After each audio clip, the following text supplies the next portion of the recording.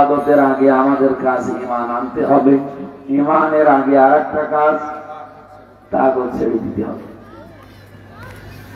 বিশ্বে যারা তাগুত ছেড়ে দেওয়া বাদ দিয়ে ঈমান আনে, কোরআন শরীফে প্রত্যেক জায়গায় আছে ইন্নাল্লাযীনা আমানু, নিশ্চয় যারা ঈমান আনে, নিশ্চয় যারা ঈমান পায়, এ কথা আল্লাহ কিন্তু কোরআনে দেয়। এই জন্য যারা ঈমান এনেছি আমরা, না ঈমান পেয়েছি, আমরা আনি নাই, আমরা পেয়েছি। বাবা মা দাদা পূর্বপুরুষ ছিল মুসলমান, এই কারণে আমরা দাবি করছি মুসলমান, আমরা তো ঈমান আনি নাই। যদি সাহাবায়ে কেরামের মতো ঈমান আনা লাগতো, এর কদর আমরা বুঝতে পারতাম। কুষ্টিয়াবাসী বাংলাদেশের 64 জেলার 630টা থানা আছে, সবচেয়ে বেশি রক্ত মাংসে গড়া হিসাবে, মানুষ হিসাবে আমি কুষ্টিয়াকে বেশি ভালোবাসি। তার ভেতরে সদর থানা, এটা আমার নিজের, এই এলাকাতে আমার এখন বসবাস, বাড়ি, দুনিয়ার জীবনে যেই কয়েকদিন আছি, সেই হিসাবে প্রাণটা আরেকটু বেশি।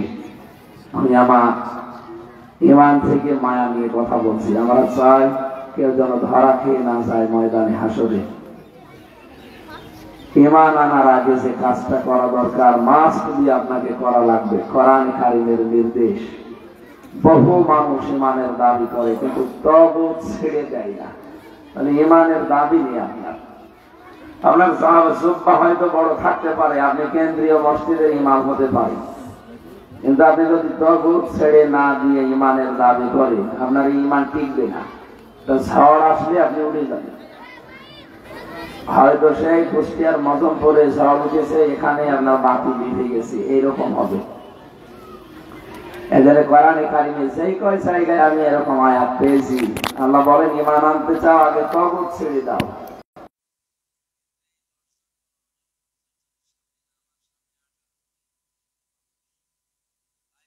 এই জন্য বলছি, আল্লাহ রাব্বুল আলামিন বলেন ফামাই ইয়াকফুর বিত-তাগুতি ওয়া ইউমিন বিল্লাহ ফাকাদ ইসতামসাকা বিল উরওয়াতিল ওয়াসকা লা ইনফিসামা লাহা ওয়াল্লাহু সামিউন আলীম। কেউ যদি বিশ্বাস করে আল্লাহকে, যে আল্লাহ একজন আছে, তার প্রথম কাজ হবে তাগুত ছেড়ে দেওয়া। তাহলে সে এমন একটা মজবুত অবলম্বন ধারণ করেছে যা কখনো ছিঁড়ে যাবে না। এটা বাংলা অর্থ ছিল। কি বুঝলেন এখান থেকে? ঈমান আনার আগে যদি আপনি তাগুতকে ছেড়ে না দেন, আপনার ঈমান আনা হয়নি। আর যদি ছেড়ে দিতে পারেন, আপনার ভেতরে আস্তে আস্তে এমন একটা মজবুত বিষয় ধারণ হবে, দুনিয়া একদিকে চলে গেলেও আপনাকে টলাতে পারবে না। এর বাস্তব উদাহরণ যারা বাংলাদেশে তাগুত ছেড়ে দিয়ে ঈমান আনে, ডক্টর শফিকুল ইসলাম মাসুদ হাফিজাহুল্লাহ, এই লোকটা 57 দিন রিমান্ডে ছিল। বাংলাদেশের ইতিহাসে এর উপরে আর কেউ নেই। বলেন তো, একটা মানুষ 57 দিন রিমান্ডে থাকা, ওখানে তো আর আদর করে তুলে খাওয়াইনি। আমিও তো 10 দিন ছিলাম, আমি জানি কি করে। আমার 10 দিনেই আমি আদা মারা হয়ে গেছি, আর সে 57টা দিন। এরপরও তাকে এক চুলও নড়াতে পারি নাই, তার আদর্শ থেকে, তার ঈমান থেকে। বাস্তবে আমরা বহু বড় বড় বিশাল বিশাল দাড়িওয়ালা, জুব্বাওয়ালা, পাগড়িওয়ালা মানুষ দেখেছি। এ মানুষগুলো তাগুত ছেড়ে না দিয়ে ঈমানের দাবি করত। এজন্য শুধু ঝড় আসতে দেরি, সব ঈমান পালিয়েছে। অথচ বড় বড় মসজিদের ইমাম, তাদের ঈমানই নেই, ইমামতি করছে। ঈমান থাকার জন্য যে শর্তগুলো, ওগুলো যদি কারো ভেতরে না থাকে, আমি মাওলানা জুলফিকার সাহেবকে বললাম আগামী 4 তারিখে বাংলাদেশ আমিরে জামাত ডাক্তার শফিকুর রহমান আসবে কুষ্টিয়ার ময়দানে, মনে হয় সরকারি কলেজে। সরকারি কলেজে 4 তারিখে জানুয়ারির সকাল 10টায় উনি ভাষণ দেবেন জাতির উদ্দেশ্যে। এই দেশের ইসলামী আন্দোলন যারা করে, একামতে দিনের এই কর্মীদের সামনে নিয়ে, আপনি যদি ওখানে থাকেন আমি আপনার সাথে থাকবো। একটা শর্ত লাগিয়েছিলাম, ইন মা যদি, উনি যদি ওই দিন না থাকে আমি থাকবো। ওনার শর্তই দিয়েছিলাম যদি আপনি থাকেন। আল্লাহ তাআলা বলেন তোর ঈমান আছে কিনা এটা পরীক্ষা করার জন্য কয়েকটা জিনিস আগে আমি দিয়েছি, আগে এই শর্তগুলো মানা লাগবে। মান রাআ মিনকুম মুনকারান ফালিয়ুগায়্যিরহু বিয়াদিহি, কেউ যদি তার সামনে কোনো অন্যায় কাজ হতে দেখে, শরীয়ত বিরোধী অথবা মানবতা বিরোধী, সে যেন তার হাতের দ্বারা এটা বন্ধ করে। হাত মানে শুধু এই হাত না, এটা ক্ষমতার হাত হতে পারে, প্রভাব প্রতিপত্তির হাত হতে পারে, টাকা পয়সার হাত হতে পারে, আইনের হাত হতে পারে। এগুলো যার যতটুকু আছে সে যেন এটা দিয়ে বন্ধ করার চেষ্টা চালায়। এই এলাকায় আমরা যারা বাস করি, শরীয়ত বিরোধী অন্যায় যদি কিছু হয়, মানবতা বিরোধী, আপনি নামাজ পড়েন, রোজা রাখেন, আর যাই করেন, প্রথম কাজ হবে এটা কি করে, ক্ষমতা থাকলে ক্ষমতা দিয়ে, আইন থাকলে আইন দিয়ে, প্রভাব প্রতিপত্তি থাকলে ওইটা দিয়ে, টাকা পয়সা থাকলে টাকা পয়সা দিয়ে ওটা বন্ধ করা। এটা ইমানের একেবারে ফার্স্ট ক্লাস ইমানদার যারা, তাদের চরিত্র। এটা যদি কেউ না পারে পারিপার্শ্বিক কারণে, দেশের কারণে, সে যেন তার জবান দিয়ে এটা প্রতিবাদ করে জানায়, সে যেভাবেই হোক যেন বন্ধ করার চেষ্টা চালায়। এটা 2 নম্বরে। সেকেন্ড ক্লাস, এইটাও যদি কেউ না পারে, সে যেন অন্তরে ঘৃণা করে আর চেষ্টা করে কি করে এটা তুলে দেওয়া যায়। পরিকল্পনা করা লাগবে। ঘরের ভেতরে চোর ঢুকেছে, চোর ঢুকে যা পাচ্ছে সব নেচ্ছে। এখন যদি আপনি মনে করেন লা ইলাহা ইল্লা আনতা সুবহানাকা ইন্নী কুনতু মিনাজ জালিমিন, হবে? আপনার মনে মনে পরিকল্পনা করা লাগবে যে আমার সে লাঠিটা কই। লাঠিটা কই মানে লাঠি আমার হাতে থাকলে চোরকে এখন অন্তত পিটানো যাবে, অন্তত ধরা যাবে।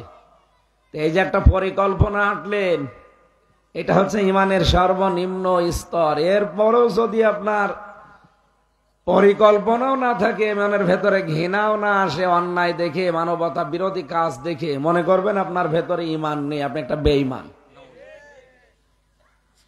জালেমকে বিদায় করার জন্য আগস্টের 5 তারিখের আগ পর্যন্ত যে অবস্থা গেল এই থানাপাড়ায়, একজন মাইকে এখান থেকে, একজন মাইকে ওখান থেকে আমাদেরকে ডাকছিল যে আপনারা বের হন।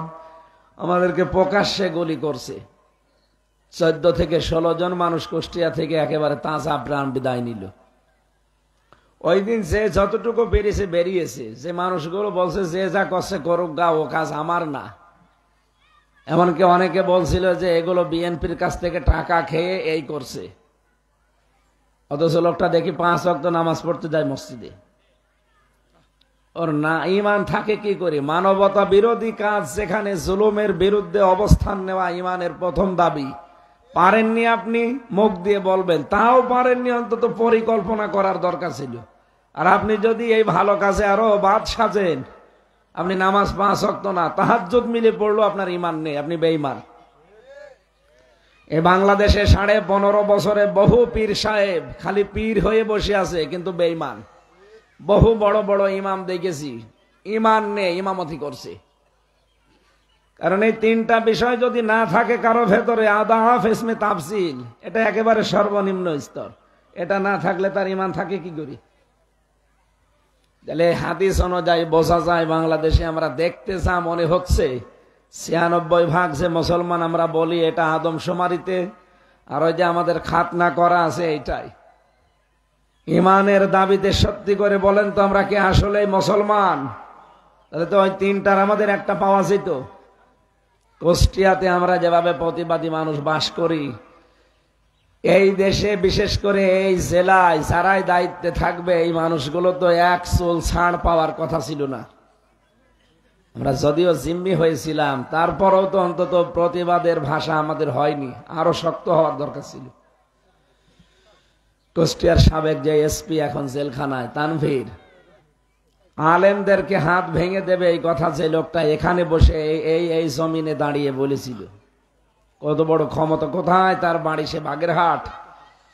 কুষ্টিয়ার মতো জায়গায় এসে এখানে আলেমদের হাত ভেঙে ফেলা হবে, জেলখানায় থাকা লাগবে, এই ঘোষণা দিয়েছিল। কই তারা কোথায়? এজন্য বহু ইমামকে আমরা এদেশে দেখতে পাই, এই 15.5 বছরে ওদের ইমান ওরা হারিয়ে ফেলেছে, অথচ ইমামতি করছে। ইমান নেই, ইমামতি করছে। দেশটা কত রসাতলে চলে গিয়েছিল আপনি টের পান? বিবেক দিয়ে ভাবেন তো, যে জাতীয় মসজিদের ইমামও পালিয়ে চলে গেছে। আর কোথায় নামবে দেশ? পৃথিবীর ইতিহাস তারা পাল্টিয়ে ফেলেছে। একবারে 350 এমপি পৃথিবীর কোন দেশ থেকে পালায়, এটা বাংলাদেশের প্রথম। এর আগে যারা পালিয়েছে একবারে সবাই পালায়নি। তা আপনি এমন কাজ কেন করেন যে সিআর চলে গেলে আপনাকে নিজের সি এলাকায় থাকা যায় না?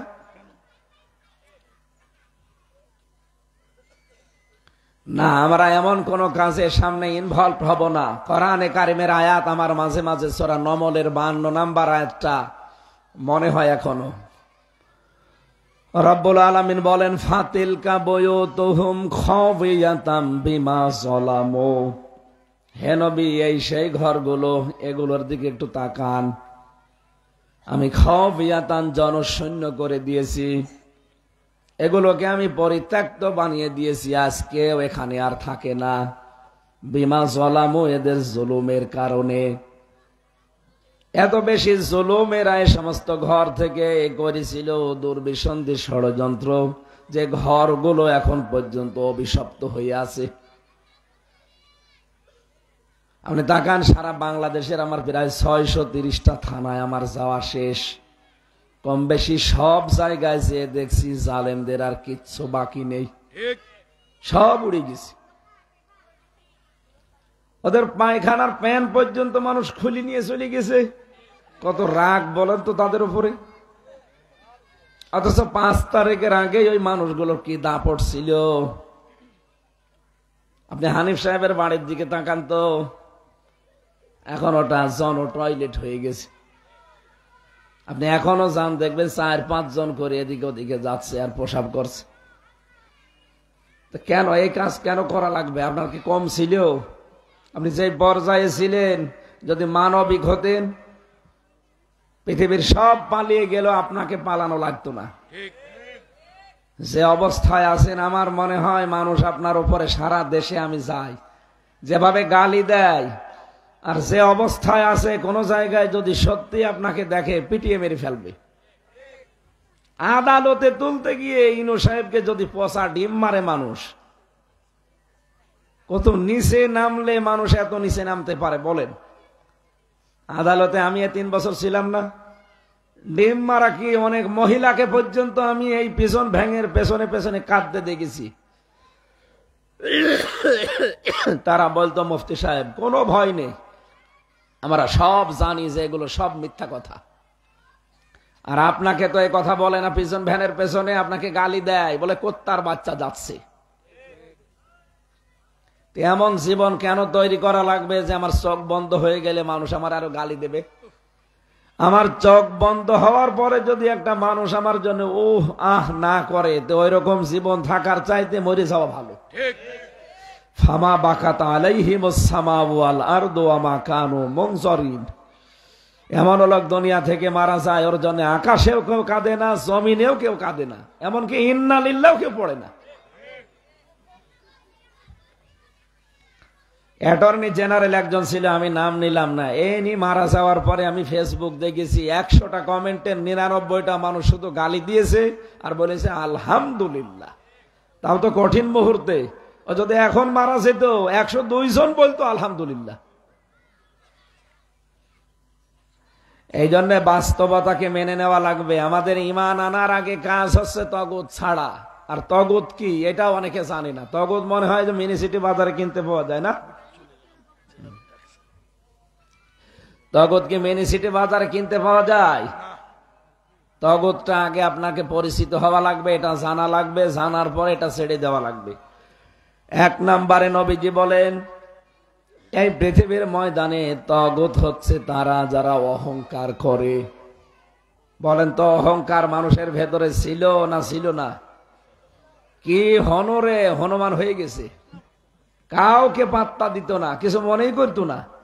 রিমান্ডে আমি যে 10 দিন যে অফিসার গুলো পেয়েছিলাম, এ মানুষ ভাবতে এদের আমার কষ্ট লাগতো। আমার মতো একজন হুজুর মানুষের সাথেও যে আচরণ করতো, ও সাধারণ মানুষ পেলে কি করত? মুখের যা গালি আর সে ভেতরের অহংকার, কোথায় আজ তারা? আমার কাছে এখন মামলার আয়ু কল দিয়ে বলে, হুজুর মাফ করে দিয়েন। কিসের মাফ? আগে টাকা ফেরত দিন। যে টাকাগুলো নিয়েছেন আগে টাকা ফেরত দেবেন, এরপরে বলবেন মাফ করে দিয়েন। আপনাদেরকে আমি বাঁচার জন্য বলছি, কুষ্টিয়াতে যেহেতু থাকতে পারি না, 1 মাস 1.5 মাস পরে একদিনের জন্য আসি, আবার চলে যাওয়া লাগে। যে চাই আপনাকে বলুক, আমি যা বলছি আপনি যদি কোরআন হাদিসের সাথে মিলিয়ে না পান, আপনি আমারে কোনোদিন আসলে ধরে বলেন যে এটা মেলেনি। এই 15.5 বছরে যার উপরে যতটুকু অত্যাচার করেছেন, জুলুম করেছেন, অধিকার নষ্ট করেছেন, যদি এখন শুধু আস্তাগফিরুল্লাহ পড়ে মাপ পেতে চান, জীবনেও মাপ পাবেন না।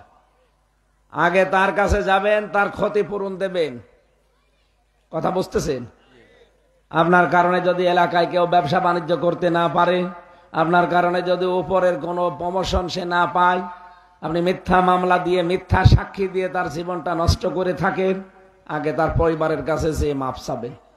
ও যদি বলে আমার ক্ষতিপূরণ দেওয়া লাগবে, এই 15 বছরে এই ক্ষতি হয়েছে, আপনাকে তাই দেওয়া লাগবে।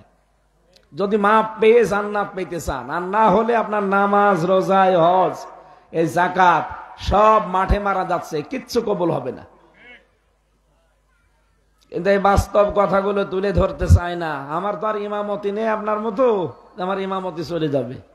কারণ আমি যেখানে ইমামতি করি, আমাকে ডেকে নিয়ে তারা করায় আকিস গ্রুপে। আমি আকিস গ্রুপের মেন মসজিদের এখন খতিব, আর আপনারা ইমামতি করেন এই যেসব কমিটির কাছে বাধা থাকে, এই জন্য এই সঠিক কথাগুলো বলতে চায় না। বলে আস্তাগফিরুল্লাহ পড়লেই সব মাফ হয়ে যাবে। মাফ হয়ে যাবে মানে? আমার বাবার কাছ থেকে যে টাকাগুলো নিল, আমার 3টা বছর জেলের ভেতরে রেখে দিল, এতে আমার বাবা মা কষ্ট পেয়েছে না? আমার স্ত্রী, আমার ওই মেয়ে 2টা, আমার হিতাকাঙ্ক্ষী যারা, এরা কষ্ট পায়নি? তো এদের এই কষ্ট দিয়ে আপনি আল্লাহর কাছে মাফ চাবেন, আপনি কি দোষ আল্লাহর কাছে করেছেন? না। বাংলাদেশে মানুষ টাকা মেরে খায়, জমি জায়গা ফাঁকি দেয়, আর কাবা শরীফের দেওয়াল ধরে বলে আল্লাহ আমারে মাফ করে দেন। এটা পাগল। তুই দোষ করলি বাংলাদেশে, আর কাবা শরীফে মাফ চাবে মানে? মাফ চাওয়ার নিয়মই তো জানি না। অপরাধ যেখানে, মাফ চাবেন সেখানে। এই নিয়মটা বাংলাদেশে নেই। এরা আন্দাজে চলে যায় শুধু 6000 কিলোমিটার দূরে কাবা শরীফে, এত টাকা খরচ করে না যেয়ে যার কাছে অপরাধ করেছিলেন টাকাগুলো তারে দিন। কি কথা বলছেন না? বাংলায় বলছি। এই কথাটা ওনারা বললে হয়তো ঘুরিয়ে বলবে, নাই তো ওনার ইমামতি চলে যাবে। এখন আর ইমামতি যাওয়ার কোনো কাজ নেই, আমরাই মানুষকে ইমামতি করাবো। এই কথা বলে না কেন? সময় এসে গেছে ইনশাল্লাহ। বাংলাদেশে আগস্টের 5 তারিখের আগের জরিপ আছে, ইন্টারন্যাশনাল জরিপগুলো দেখবেন। মাত্র 100 জনের 15 জন মানুষ চাইতো এদেশে ইসলাম কায়েম হোক। এই যে 3.5 মাসের ব্যবধানে আজকের জরিপ দেখেন সকালবেলা ইন্টারনেটে, 100 জনের 58 জন মানুষ চাচ্ছে এই দেশে ইসলাম কায়েম হোক। 15 থেকে 100 জনের ভেতরে 58 জন চলে এসেছে। আপনি আর কিছুদিন যেতে দেন, মানুষ যেভাবে ইসলামের দিকে ঝুঁকতেছে, মানুষ এখন আর আগের মতো ওইভাবে মানে আগস্টের 5 তারিখের আগে নেই। এখন অলরেডি ডিসেম্বরের 28 তারিখ চলছে, আর 2 দিন পরে সালই পাল্টিয়ে যাবে, তখন শুরু হবে নতুন বছর।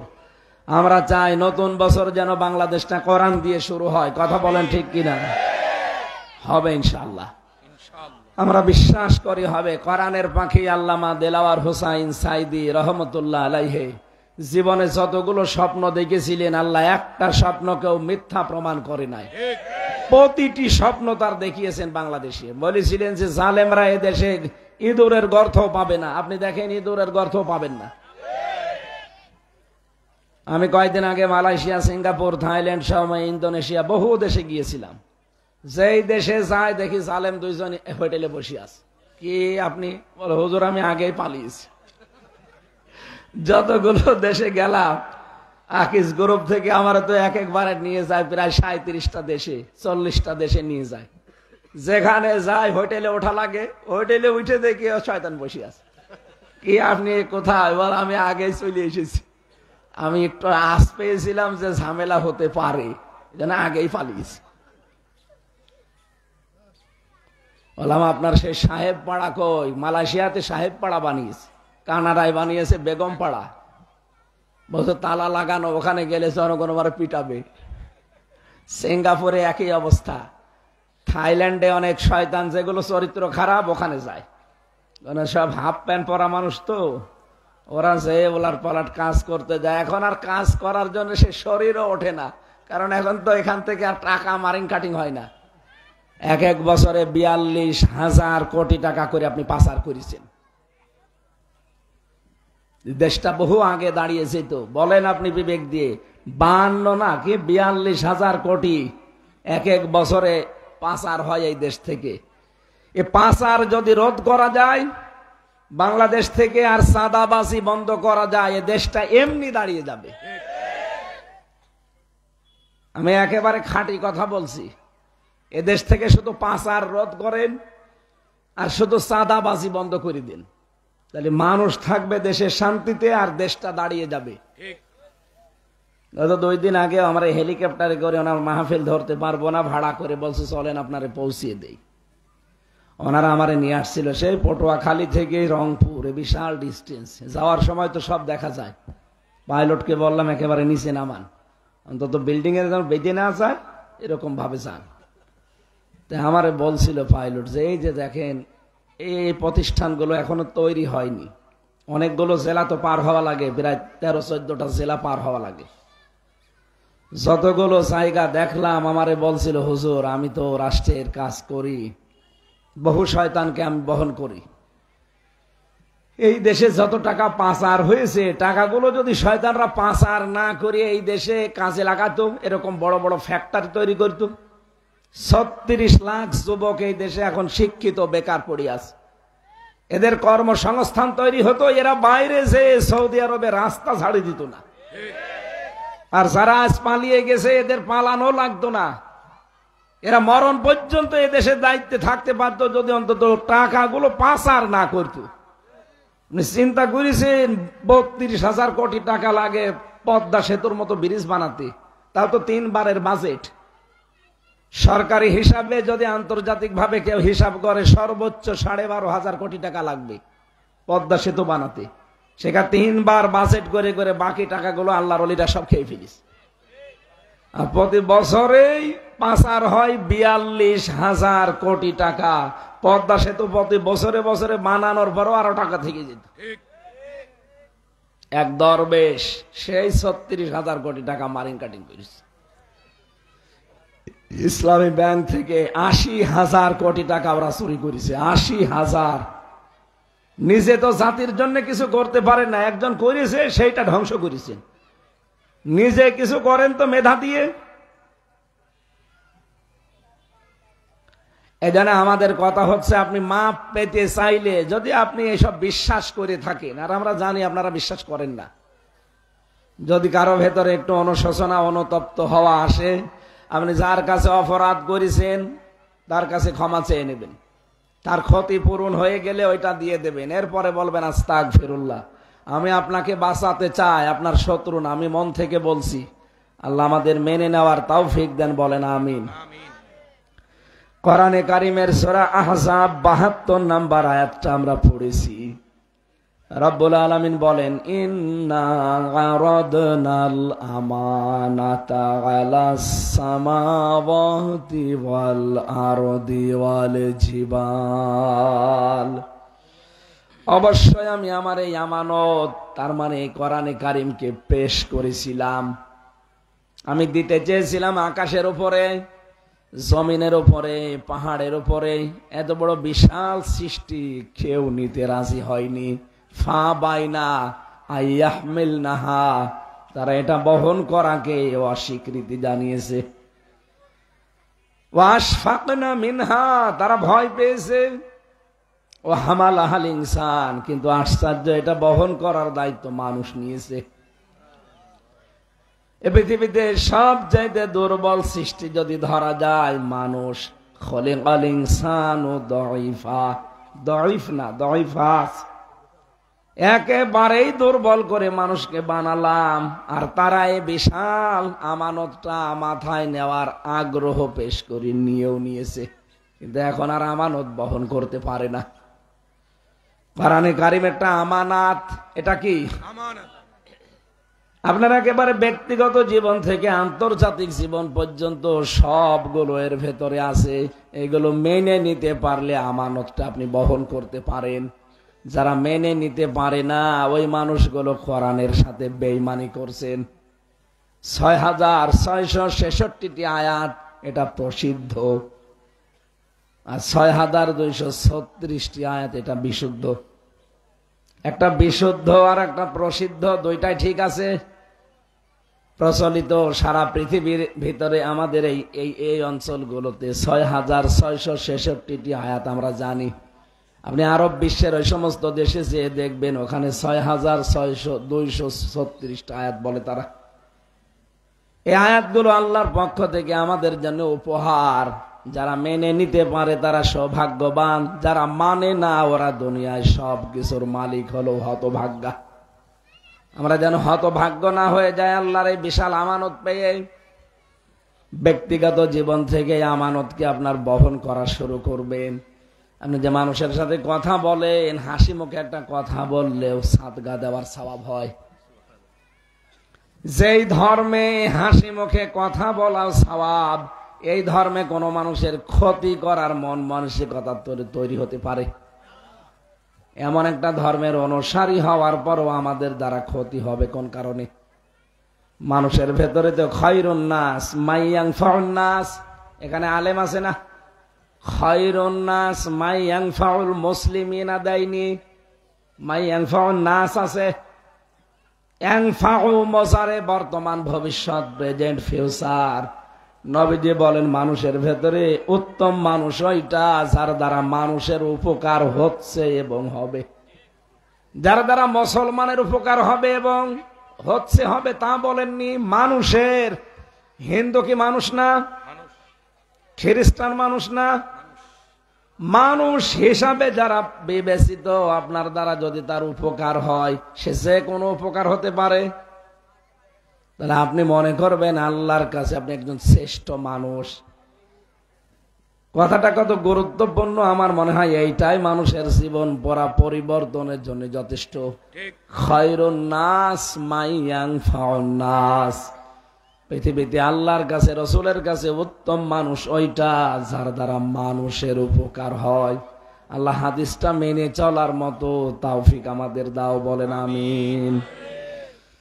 আল্লাহর এই আমানতকে ব্যবহার করা দরকার পরিবারে। সম্মানিতা মা বোনেরা, প্রতিটি স্ত্রীর উচিত হচ্ছে স্বামীর জন্য দুনিয়ায় 4টা কাজ করে যাওয়া। শুধু নামাজ পড়ে রোজা রেখে আর কালো বোরকা পরে আপনি জীবনও জান্নাত যেতে পারবেন না। 1 নম্বরে ইদা নাজারা ইলাইহা সাররাতুহু। আপনার স্বামী যখন বাইরে থেকে কর্মজীবন শেষ করে আসবে, বাড়িতে আসার পরে যেন একটা নয়েজ মুক্ত, আওয়াজ মুক্ত ঘর পায়। যেভাবেই হোক তাকে সন্তুষ্ট করা লাগবে। আর ওগুলো সব আল্লাহ আপনার ভেতরে দিয়েছেন। আল্লাহর নিয়ামতকে স্বামীর জন্য ব্যবহার না করে অনেকে ব্যবহার করে অন্য জায়গায়, বলেন নাউজুবিল্লাহ। এই ছোট্ট বিষয়টাকে অনেকে মনে করে এ আর কি মানে আপনার কাছ থেকে রেসপন্স পায় না, এই জন্যই তো লাইন করা শুরু করে। বুড়ো মানুষ বলার দরকার নেই, ঠিক। বুড়ো মানুষের আবার কিসের কি? যুবক মানুষ আমরা যারা আছি, সম্মানিত মা বোনেরা, আমরা চাই আমাদের কুষ্টিয়াতে পারিবারিক জীবনে যেন জান্নাতের মতো শান্তি বিরাজ করে। আমিন। দেখেন তো এই কয়েকদিনে এই যে হরিপুর থেকে শুরু করে এই টাকিমারা, এরপরে মজমপুর, এই বড় বাজার, এই আশপাশে প্রায় এই 6-7 দিনের ভেতরে 8-10 জন মহিলা নিজের ছেলে মেয়ে ফেলে দিয়ে অন্য জনের সাথে তার বাড়িতে এসে বলছে আমারে মেনে নেন। এটাকে আমি বানিয়ে বললাম? এটা তো এমনি এমনি হচ্ছে না, শুধু স্ত্রীর পক্ষ থেকে এই রেসপন্স না পাওয়ার কারণে।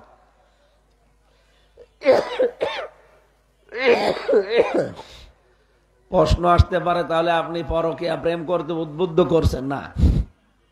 ওইটা তো হারাম। আজকে থেকে 2টা ঔষধ গ্রহণ করা লাগবে প্রত্যেকের।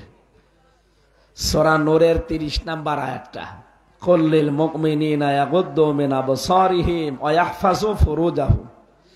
হে নবী, মুমিন পুরুষদেরকে বলেন তারা যদি বেগানা কোনো মহিলাকে দেখে, সে যেই হোক, সঙ্গে সঙ্গে যেন নিজের চোখকে নিম্নগামী করে। 2 নম্বরে এই যে লজ্জা স্থানকে হেফাজত করা, নিজের স্ত্রী বাদ দিয়ে কোনো মহিলা কামনা করাই জায়েজ নেই। আমার মনে হয় এই দুইটা যদি আমরা মানতে পারি মাত্র 15 দিন, আপনি হিসাব করে মানেন 15 দিনের পরে আপনার জীবন পাল্টিয়ে যাবে। নিজের স্ত্রী বাদ দিয়ে অন্য কাউকে দেখলে আপনার রাগ হবে। আজ বহু মানুষ এরকম মোবাইলে মেসেজ পাঠায়, হুজুর নিজেরটা আর ভালো লাগে না, কতদিন খাবো। কতদিন খাবেন মানে? আপনি যদি এই কথা বলেন তো ও তো এটা বলবে যে এ ছাতা আর কতদিন। এটা তৈরি হয় এই কারণে, কারণ এই চোখটা উল্টা পাল্টা, যেখানে নজর দেওয়া দরকার ওই জায়গায় দেয় না। মা বোন যারা এসেছেন, নামাজ রোজার কথা আমি বলি না, কারণ এগুলো মুসলমান তো মাস্ট বি করাই লাগবে। মুসলমান যদি নামাজ না পড়ে ও আর মুসলমান থাকে না। একটা কাফের আর মুসলমানের পার্থক্য তো এটা যে আজান হলে ও মসজিদে যাবে আর কাফের যাবে তার নিজের জায়গায়। তা আপনিও যাও, ও তাতে ও জীবনে আপনার ধর্মে আসবে। আপনার আচরণ দেখে অন্তত একজন মানুষ যেন মনে করে না আমি যাচ্ছি, আজান হয়ে গেছে, আমার একটা পরিচয় আছে, আমি একজন মুসলিম, আর ওর পরিচয় নেই। এই জন্য আমরা আশা করছি, আমি নামাজের কথা রোজার কথা বলতে চাই না বেশিরভাগ। আমি জানি যে মুসলমানের কাছে এই কথা বলা ঠিক না, এ তো নামাজ পড়ে না, ও কিসের মুসলমান? বলা দরকার তো কাফেরদের কাছে। এই জন্য ভারত সহ অন্যান্য দেশে, সিঙ্গাপুরে 100 জনের 95 জন অমুসলিম, মাত্র 5 জন মুসলমান। বাইরের যতগুলো দেশে গেছি পৃথিবীতে মুসলমানের সংখ্যা বাংলাদেশে মানে পার্সেন্টেজ হিসাবে অন্যান্য দেশের মুসলিম দেশগুলো বাদ দিলাম, অন্যান্য যে অর্ধেক ধর্মীয় দেশ আছে তার ভেতরে বাংলাদেশ সবার উপরে, সে নামে হোক আর কামে হোক। এই জন্য মুসলমানরা আমরা যারা এসেছি মা বোনেরা, নামাজ রোজা করবেন। কালো বোরকা এটা আপনার দায়িত্ব, মাস্ট বি পরা লাগবে আপনাকে হেফাজতের জন্য। আমি বলছিলাম যে তগুত ছেড়ে দেওয়ার জন্য যে সমস্ত কাজ করা লাগে তার ভেতরে 1 নম্বর অহংকার ত্যাগ করা লাগে, 2 নম্বরে যৌনতা ত্যাগ করা লাগে। নিজের গোপনাঙ্গগুলো যারা মানুষকে দেখিয়ে শান্তি পান, আপনি মনে করবেন আপনাকে শয়তান দখল করে ফেলিস। আমি এখন যদি বাড়িতে যাওয়ার পরে, এই যে 6 রাস্তার মোড়ে আমার বাড়ি, ঘরে ঢোকার পরে যদি ম্যাডামকে সালাম দিয়ে বললাম কেমন আছেন, ও যদি বলে কুকুরের বাচ্চা, ভালো লাগবে আমার? কথা বুঝতেছেন? আমি ওরে সালাম দিলাম, ও আমারে বলছে কুকুরের বাচ্চা, আমার ভালো লাগবে না রাগ হবে? না না, জ্ঞানী মানুষ হলে রাগ করার কথা না। চিন্তা করবো যে একটা শিক্ষিতা মেয়ে, অনার্স মাস্টার্স করা, এরপরে আলেমা, ভালো ঘরের মেয়ে, একটা আলেমের মেয়ে, তো এতদিন কোনোদিন চোখের উপরে চোখ তুলে কথা বলে না, আজকে হঠাৎ শুকুরের বাচ্চা গালি দিল, এর মনে হয় জিনে ধরিস। কিসে ধরিছে? তাছাড়া তো এই আচরণ করার কথা না। একটা স্বাভাবিক মেয়ে অস্বাভাবিক হয়ে গেলে আপনার যেমন মনে হয় জিনে ধরেছে, আপনি যদি সত্যিই নিজের অঙ্গ প্রত্যঙ্গ মানুষকে দেখিয়ে মনে করেন যে ভালোই লাগছে, আপনি মনে করবেন শয়তান আপনাকে দখল করে ফেলিস। এরকম মানুষ এনএস রোডে পাওয়া যাবে না তো? ওগুলো ইমানদার বলা হয়, আবার নামাজ পড়ে কি রোজা রেখে কি। 3 নম্বরে অপচয় করা, যতটুকু লাগবে অতটুকুর বাইরে যদি কেউ কিছু করে মনে করবেন সে নিজেই শয়তান হয়ে গেছে, ও আর মানুষ নেই। এই যে টিস্যু বক্স এখানে আছে, আমার একটা দরকার, আমি যদি 4-5টা নিয়ে একেবারে ভাবের সাথে যা তা করলাম, এটা অপচয় না? এ কথা বলছেন না কেন? আপনি কিছু ছোট বিষয় মনে করেন যে 4 আনা টিস্যু, আর কি 4 আনা মানে? আপনি একটা টিস্যু এখন বানাতে কত সময় লাগবে আপনি জানেন? পৃথিবীর প্রতিটি নিয়ামতের পেছনে আপনার কোনো হাত নেই। যিনি দিয়েছে তিনি বারবার বলছে আমি খালি ইন্নাল মুবাজ্জিরিনা কানু ইখওয়ানা শায়াতিন।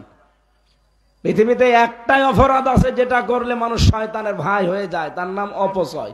তার নাম কি? অপচয়। কত সূক্ষ্ম বিষয় এটা, আল্লাহ নিজে ফতোয়া দিয়েছেন, নিজে ভঙ্গ করেন না, নিজে দেখিয়েছেন। মানুষের ভেতরে যে পিত্তরস তৈরি হয়, এটা সবচাইতে দামি জিনিস খাবার হজম করার জন্য। বিজ্ঞান এখন প্রমাণ করছে মানুষ খাবার খেলে এর খাবারের নির্যাস দিয়ে তৈরি হয় এই রসটা।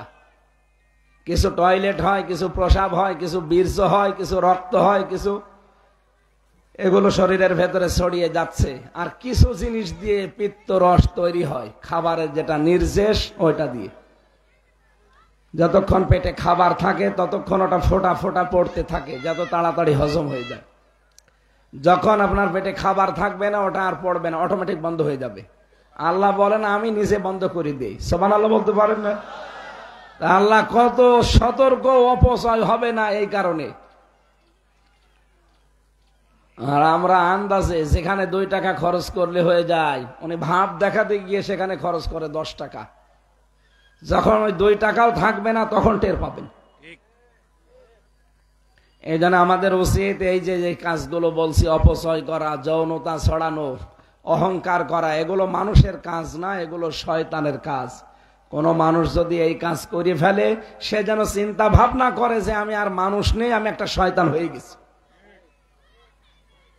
তাহলে মা বোন যারা এসেছেন, আপনার প্রথম কাজ, স্বামী বাইরে থেকে আসলে আপনি ইবাদত মনে করে তার কাছে এগিয়ে যাবেন, সালাম দেওয়া, অভ্যর্থনা জানানো, তাকে খুশি করা।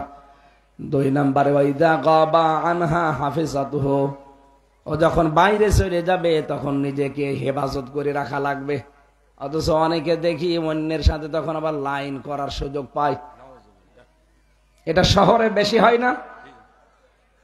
স্বামী বাইরে কর্মজীবনে চলে গেলেও মনে হয় দিন পেয়েছে, উল্টাপাল্টা মোবাইলে তার সাথে গল্প করে। না, এটা জায়েজ নেই, হারাম, হারাম এবং হারাম। মেয়েদের মোবাইলে কথা বলার লিমিট আছে, কার সাথে কোন আওয়াজে কথা বলবেন। শুধু 14 জন পুরুষ মানুষ বাদ দিয়ে নিজের বাবা, নিজের ছেলে, আপন ছেলে, নিজের মেয়ের জামাই, নিজের বোনের ছেলে, এরকম 14 জন মানুষ আছে যাদের সাথে বিয়ে করা জায়েজ নেই। এই মানুষগুলোর সাথে কথা আপনি বলতে পারেন স্বাভাবিকভাবে। এছাড়া বাকি যদি কাবা শরীফের ইমামও কল দেয়, বড় মসজিদের হুজুরও কল দেয়, কথা বলবেন ঠিক, সত্য কথা, মিথ্যা কথা বলবেন না। কিন্তু ভাষা হবে রুক্ষ সূক্ষ্ম, এমন গরমে কথা বলবো না যেন মনে করে আল্লাহ এ তো মহিলা না, আজরাইল। আর যদি আপনি শাবনূরের কণ্ঠে শুরু করেন, ও তখন কিন্তু লাইন লাগাবে, এই কথা বলে না কেন? কারণ ও তো মানুষ, ওর ভেতরেও চাহিদা আছে, শয়তান তো আর বসে নেই। আপনি মনে করুন এত বড় কাবা শরীফের ইমাম, এরেও শয়তান ধরে। আরে কাবা শরীফের ইমাম, নবীজির সাহাবী হযরতে আবু বকর সিদ্দিক, জান্নাতের গ্যারান্টি পাওয়া মানুষ, উনি নিজের আপন মেয়ে হযরতে আয়েশার সাথে বসে গল্প করছিলেন। নবীজি দূর থেকে দেখে বললেন, আমি দেখতে পেলাম তোমাদের 2 জনের মাঝে একটা শয়তান বসে ওয়াসওয়াসা দেওয়ার চেষ্টায় আছে। আপনি ভাবতে পারেন, নবীজির স্ত্রী ওইটা, আর ওটা নবীর শ্বশুর, জান্নাতের গ্যারান্টি দুনিয়ায় থাকতে পেয়েছে 1 নম্বরে।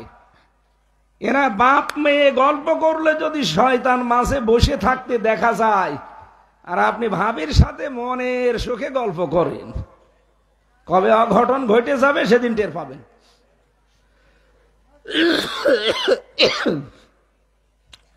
3 নম্বরে ওয়াতুইনু আলা দীনি যাওজাতিহা, আপনার স্বামী যদি বাইরে থাকে দিনের কাজে, ইসলামের কাজে, মানবতার সেবায়, তাহলে ছাড় দেবেন তাকে, তাকে সাহায্য করবেন, সহযোগিতা করবেন। পেছন দরজা দিয়ে খাদিজাতুল কুবরার সাথে আপনি জান্নাত যেতে পারবেন।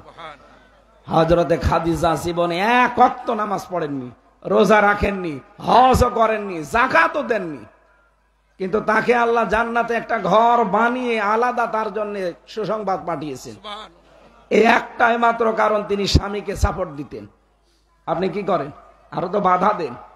আপনার স্বামী যদি দিনের কাজ করে, একামতে দিনের কাজ করে, ইসলামী আন্দোলন করে, মানুষকে সাহায্য করে, আপনি শুধু পেছন দরজা দিয়ে টেনে ধরেন, সবই করো, আমরা কি মানে? আপনিও যা, দুনিয়ার মানুষও তাই। কারণ আপনিও মরণের পরে আমার কাছে যা হয়ে যাবেন, এই লোকটাও তাই হয়ে যাবে। এই কথা বলছে না কেন?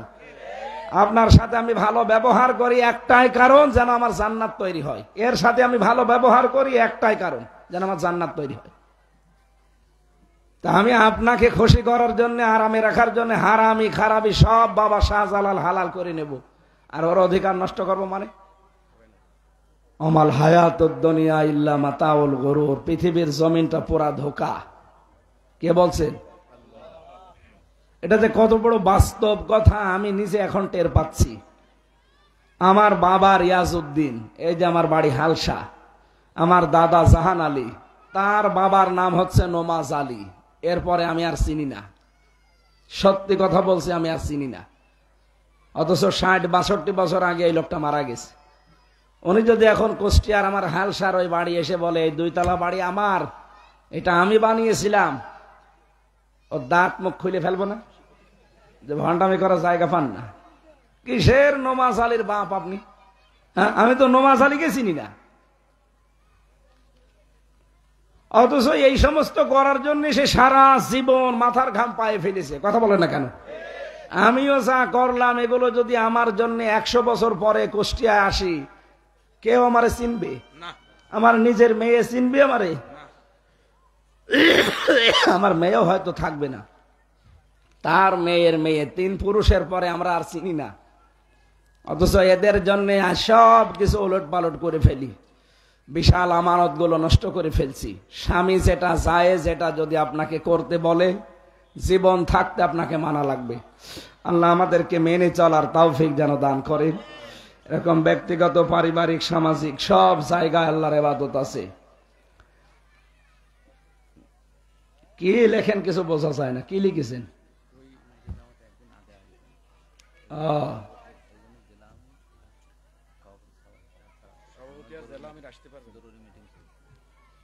এখানে আসার কথা ছিল না? সম্মানিত কুষ্টিয়াবাসী, প্রাণ প্রিয় কুষ্টিয়াবাসী, বাংলাদেশ জামাত ইসলামীর কেন্দ্রীয় আমির যিনি ডক্টর শফিকুর রহমান, উনি এখানে 4 তারিখে আসার কথা ছিল কুষ্টিয়ায়। উনি একদিন আগে চলে আসবে, 3 তারিখে মনে হয় বিকালবেলা।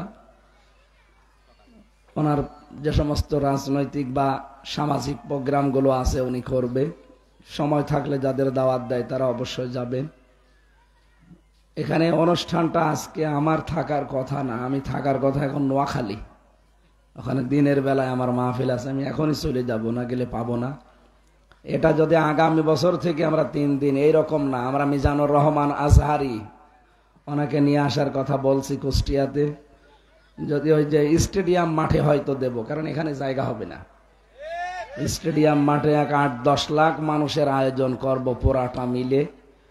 আমি চেষ্টা চালাচ্ছি এই 2 তারিখে বাংলাদেশ আকিজ গ্রুপের নাম শুনেছেন, যশোরে ওনার মাহফিল আছে, আমার সাথে দেখা হবে ওই দিন। ভাইকে আমি বললাম, মালয়েশিয়া গিয়েও বলেছিলাম, উনি রাজি হয়েছিলেন। দেখি চেষ্টা চালাচ্ছি আসে কিনা। দেশে বেশি অনুষ্ঠান করবে না। কালকে আমার সাথে ছিল, কিন্তু আমি যেতে পারিনি। কালকে ছিল সেই কক্সবাজার পেকুয়া, আমার আবার ছিল এই যে পাটিকা বাড়ি, এই কারণে আমি যেতে পারিনি। ওনাকে বললাম যে কুষ্টিয়ায় এই যশোরে দেখা হলে ওই দিন দাওয়াত দেব মনে করছি। তো আপনারা এই মাহফিলটা আয়োজন করেছে এই এলাকার কিছু মানুষেরা, যুবক ছেলেপিলে যারা আছে, এরা একটা গানের অনুষ্ঠান না দিয়ে কোরআনের আলোচনার আয়োজন করে। এটা ভালো দিক না খারাপ দিক? তাআওয়ানু আলাল বিররি ওয়াত তাকওয়া, ভালো কাজে যেই করুক সাহায্য করবা, দল বেদল দেখা দেখির দরকার নেই, কারণ এটা আমার আখেরাত তৈরি হচ্ছে। এজন্য ভালো কাজ যেই করুক, ও যদি আপনার শত্রুও হয়, ভালো কাজ করলে সাপোর্ট দেবেন, আপনি সওয়াব পেয়ে যাবেন। আল্লাহ রাব্বুল আলামিন এই ভালো কাজে আমাদের এই কোরআন প্রচারে অর্থনৈতিক সাহায্য করার তৌফিক দিন। আমিন। কোরআনের জন্য যদি কেউ টাকা খরচ না করে, তো টাকা কি মন্দিরে দেবে? না। আপনার টাকা খরচ হবে কোথায়? আর আমি বললাম না যে 100 বছর আগে কুষ্টিয়ায় পরে আসলে আপনাকে আর কেউ চিনবে না। এই জন্য এনারা আয়োজনে হয়তো ঋণী হয়ে আছে, যার যতটুকু সমর্থ আছে ওনাদেরকে দিয়ে দেবেন। ওই যে যারা যাচ্ছে কয়েকজন, 2 টাকা হলেও মনে করবেন এটা আমার একটা ওসিলা করে দিলাম, যান। সুবহানাল্লাহ আলহামদুলিল্লাহ লা ইলাহা ইল্লাল্লাহ, সুবহানাল্লাহ আলহামদুলিল্লাহ। মৃত মানুষের উদ্দেশ্যে দোয়া মাহফিলের তবারক খাওয়া যাবে কি? এই প্রশ্নের জবাবটা দরকার। একটা মানুষ মারা গেলে তার জন্য যে খাবারের ব্যবস্থা করা হয়, এটার নাম হচ্ছে সাদাকা। এটার নাম কি? সাদাকা। সাদকার টাকা পয়সা মালামাল খাবে গরিব মানুষ। আপনি কি? আপনি পালসার গাড়ি নিয়ে যাচ্ছেন, আপনি কি ফকির? হ্যাঁ, আপনি 5 গাড়ি নিয়ে যাচ্ছেন মৌ তো খানা খেতে, আপনি ফকির, ওটা তো খাওয়ার দরকার, যে মানুষগুলো খাবার পায় না। এই জন্য মরা মানুষের জন্য কেউ যদি কোনো অনুষ্ঠান করেন, ওইগুলোর হক গরিব মানুষের জন্য। এটা যদি কেউ খান, আপনি গরিবের হক মেরে খাওয়ার গোনা হবে। আমি আশা করি এরকম কোন জায়গায় যাবেন না। অজু ছাড়া কোরআন ধরা যাবে কিনা এরকম একটা প্রশ্ন দিয়েছেন। অজু ছাড়া এটা তো 1-2 মিনিটের কাজ না, অনেক সময়ের প্রয়োজন। আমরা এখন আর সময় দিতে পারছি না, 9:30 বেজে গেছে, আমি না বেরোলে পাবো না। ওইটা 1 ঘন্টা কথা বলে ফেলেছি, আগামীতে আসলে আবার কথা বলবো। সর্বশেষ কথা আমার এবং গুরুত্বপূর্ণ পয়েন্ট এটা, যাদের বোন আছে, মেয়ে আছে, এদের ভাগ অনেকে শুধু জমি দিয়ে শেষ করে দেয় না। সাহাবায়ে কেরাম বাড়ির ঘটি বাটি থালা হাতে ভাড়ের হাড়ি পর্যন্ত ভাগ করে দিতেন। ঠিক, এটা যারা আজ না করে কায়দা কৌশল করে অপমানজনক অবস্থায় বলে তোমার হাড়িও দেব, তাহলে আর আসবে না এ বাড়ি। আরে বেটা, আসবে না মানে? এটা তার বাবার বাড়ি, আর ওইটা তো আল্লাহর নির্দেশ। এক ছেলে যা পাবে, 2 মেয়ে তা পাবে, এ নির্দেশ কার? আপনি ইবাদত মনে করে এটা পালন করবেন, সারা জীবন যতদিন বেঁচে আছে তার সাথে ভালো ব্যবহার করবেন আখিরাত তৈরির জন্য। আল্লাহ তাওফিক দিন, আল্লাহুম্মা আমিন। লা ইলাহা ইল্লা আনতা সুবহানাক ইন্নী কুনতু মিনাজ জালিমিন। আল্লাহুম্মা ইগফিরলি ওয়ারহামনি ওয়াহদিনি ওয়াফিনি ওয়ারযুকনি ইয়া রাব্বাল আলামিন। আল্লাহ, আমি নিজে এখনো পর্যন্ত অসুস্থ হয়ে আছি, আর আমি এখন সফরে বের হচ্ছি। অসুস্থ সফরের মুসাফিরের দোয়া তুমি ফেরত দাও না। বড় আশা নিয়ে আমার প্রাণ প্রিয় জেলা, প্রাণ প্রিয় জায়গা কুষ্টিয়ার মানুষকে নিয়ে এই দিনের বেলা হাজারো কাজ আমাদের এখন আছে। তোমার নবী জানিয়েছে, আল কাসিবু হাবিবুল্লাহ, যারা কাজ করে খায় এরা তোমার বন্ধু। কুষ্টিয়ারে মানুষগুলো, এরা ডাকাতি করে না, চুরি করে না, এরা মানুষের সম্পদ আত্মসাৎ করে না, সব দেখি কাজ করে খাচ্ছে। যার কাজ নেই, আল্লাহ তাকে একটা জায়েজ কাজের ব্যবস্থা করে দিও। আমিন। যারা কাজকর্ম করে খায়, এদের কাজকর্মে তুমি মেহেরবানি করে বরকত দিয়ে দিও আল্লাহ। আমিন। আমাদের জীবনে কম বেশি প্রত্যেকের অনেকের অভাব আছে, আমাদের অভাবগুলো তুমি রাজ্জাক নামের খাতরে দূর করে দাও। আমিন। আমাদের রিজিকের অভাব তুমি মেহেরবানি করে মিটিয়ে দাও। এই অনুষ্ঠান আজ 3 দিন চলছে। এখানে তোমার হাবিব জানিয়েছে, কোরআনের আলোচনা যেখানে আরম্ভ হয় 40 দিন ওই এলাকায় কবরের আযাব মাফ হয়ে যায়। যত মানুষ এলাকায় কবরে আছে, আল্লাহ কুষ্টিয়ার বুকে প্রত্যেককে কোরআনের ইজ্জতে মাফ করে দাও। যে যতটুকু সাহায্যের জন্য অনুষ্ঠানে এগিয়েছে তাকে তুমি ওইভাবে সাহায্য করো। আমিন।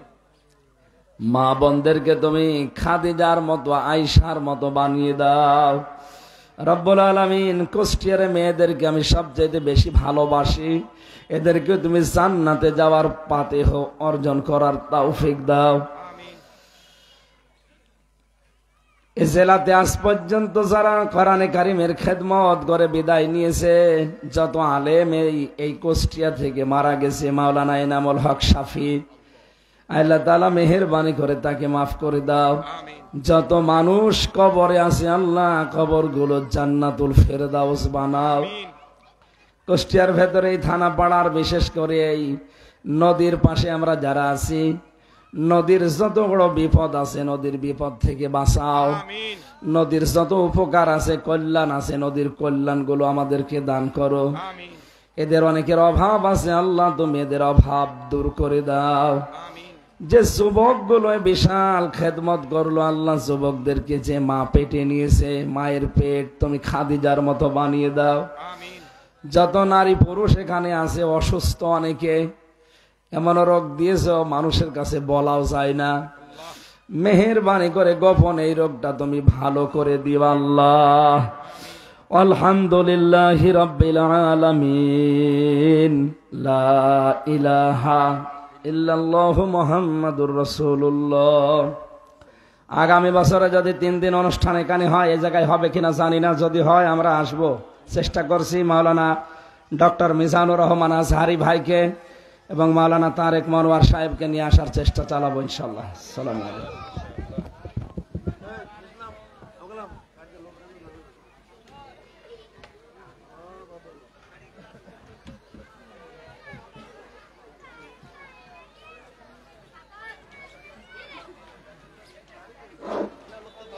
বিশেষ ঘোষণা, বাইতুল হিকমা হিফজুল কুরআন মডেল মাদ্রাসায় ভর্তি কার্যক্রম চলছে। আপনাদের সকল সন্তানকে বাইতুল হিকমা হিফজুল কুরআন মডেল মাদ্রাসায় ভর্তি করবেন।